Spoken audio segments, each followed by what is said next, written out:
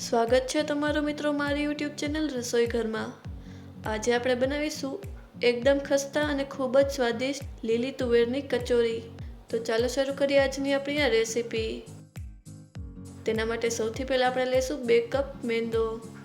મેંદાને મેં અહીં ચાળીને લીધેલો છે। તેમાં ઉમેરીશું 3 ટેબલસ્પૂન તેલ અને તેને સારી રીતે મિક્સ કરી લેશું। તમે અહીં તેલની જગ્યાએ ઘીનો પણ ઉપયોગ કરી શકો છો।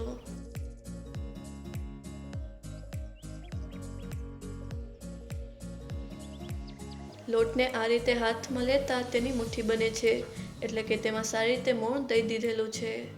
તો હવે તેમાં ઉમેરીશું સ્વાદ અનુસાર મીઠું અને થોડા અજમાને આ રીતે હાથ વડે વાટીને તેને પણ તેમાં ઉમેરી દેશું।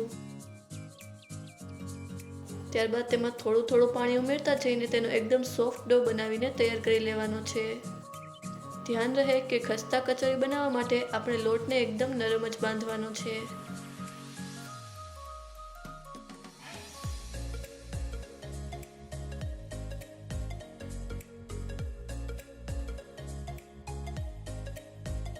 લોટ બાંધીને તૈયાર કરી લીધેલો છે અને તમે જોઈ શકો છો કે લોટ કેટલો નરમ છે। તો હવે તેમાં થોડું તેલ ઉમેરીને તેને સારી રીતે મસળી લેશું।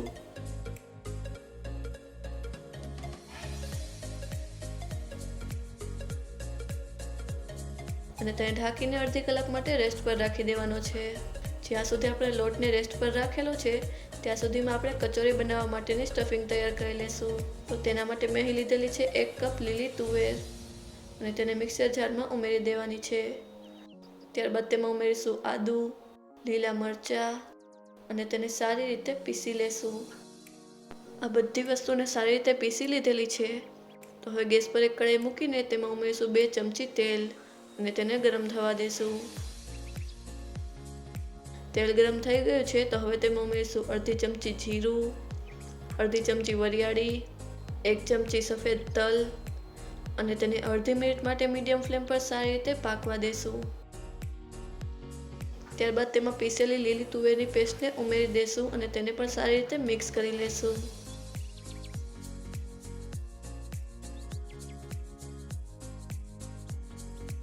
હવે તેમાં ઉમેરવાની છે અડધી ચમચી હળદર, 1 ચમચી ધાણા જીરું, અડધી ચમચી ગરમ મસાલો, 1 ચમચી લાલ મરચાંનો પાવડર, સ્વાદ અનુસાર મીઠું અને તેને સારી રીતે મિક્સ કરી લેશું।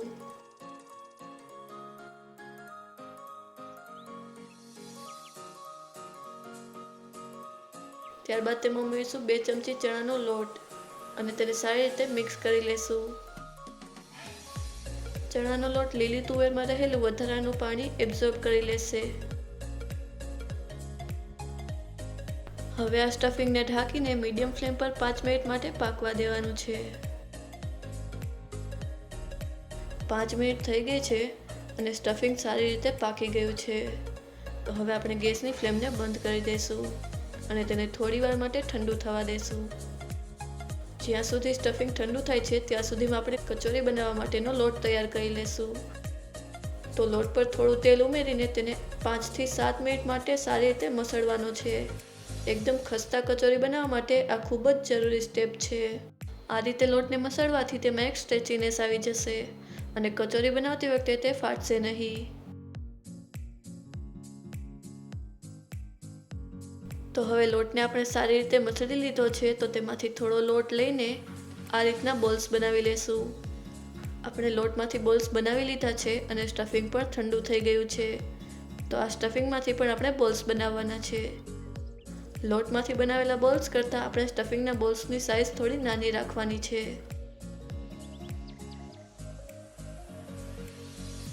સ્ટફિંગમાંથી બોલ્સ બનાવીને તૈયાર કરી લીધા છે। તો હવે લોટ લઈને તેને આ રીતે પ્રેસ કરતા જઈ તેને ફેલાવી લેવાનો છે। અહીં આપણે વચ્ચેના ભાગમાં થોડો વધુ લોટ રાખવાનો છે અને સાઇડ્સમાં થોડો ઓછો।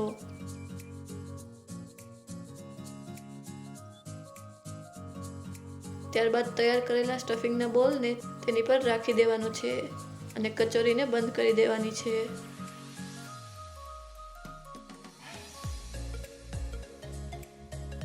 ત્યારબાદ આ રીતે કરતા જઈને વધારાના લોટને આપણે કાઢી લેશું અને કચોરીને પ્રેસ કરતા જઈને તેને મોટી બનાવી લેશું। આ રીતે પ્રેસ કરતી વખતે ધ્યાન રહે કે કચોરીમાં સ્ટફિંગ સારી રીતે ફેલાઈ જવું જોઈએ.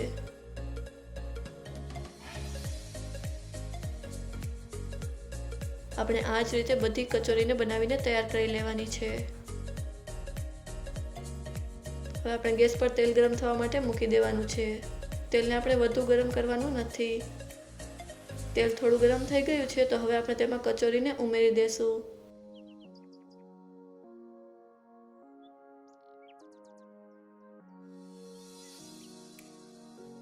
થોડી વારમાં કચોરી આપોઆપ આ રીતે તેલમાં ઉપર આવી જશે તો આપણે તેને પલટાવી લેવાની છે. આપણે આ રીતે કચોરીને થોડી વારે પલટાવતા રહેવાની છે જેથી તે બંને બાજુથી સારી રીતે ફ્રાય થઈ જાય. આપણે કચોરીને ગોલ્ડન બ્રાઉન થાય ત્યાં સુધી લો ફ્લેમ પર ફ્રાય કરવાની છે. હવે કચોરી ગોલ્ડન બ્રાઉન થઈ ગઈ છે અને ખૂબ જ સારી રીતે ફૂલાઈ ગઈ છે તો આપણે તેને કાઢી લેશું. અને તેલ થોડું ઠંડુ થાય એટલે તેમાં બીજી કચોરી ઉમેરીને તેને પણ આ જ રીતે ફ્રાય કરી લેવાની છે.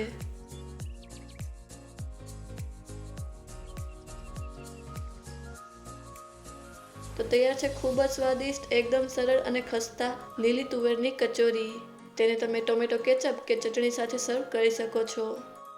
આ કચોરી બહારથી એકદમ ખસ્તા અને અંદરથી ખૂબ જ સોફ્ટ બની છે અને તમે જોઈ શકો છો કે સ્ટફિંગ પણ તેમાં સારી રીતે ફેલાઈ ગયું છે. તો તમે પણ એકવાર આ રીતે લીલવાની કચોરી બનાવીને જરૂરથી ટ્રાય કરજો. જો તમને અમારો આજનો આ વિડીયો પસંદ આવ્યો હોય તો અમને કમેન્ટ કરીને જરૂરથી જણાવજો અને અમારા આ વિડીયોને લાઈક અને શેર કરજો. જો તમે અમારા ચેનલ પર નવા હો તો ચેનલને સબસ્ક્રાઈબ કરો અને બાજુમાં આપેલા બેલ આઇકનને પ્રેસ કરો જેથી અમારા નવા વિડીયોની નોટિફિકેશન તમને સૌથી પહેલાં મળે.